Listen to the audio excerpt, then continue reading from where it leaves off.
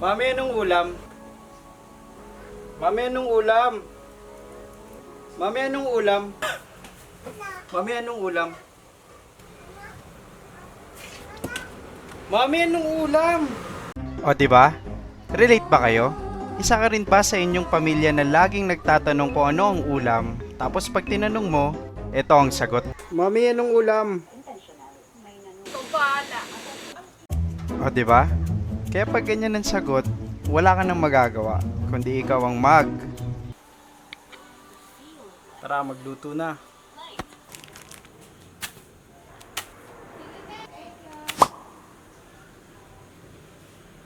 Okay, let's go.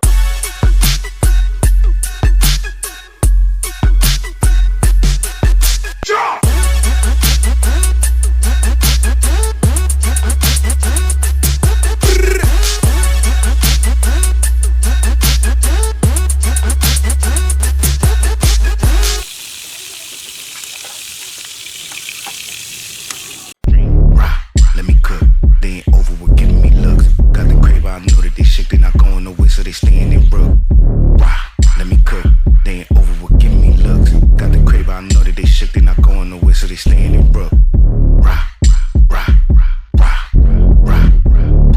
Let me cook. Wow.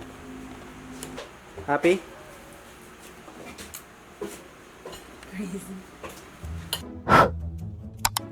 Let's be honest, mahirap mag-isip ng ulam sa araw-araw. Hindi naman lahat marunong magluto sa simula, pero kung gugustuhin, matututo ka.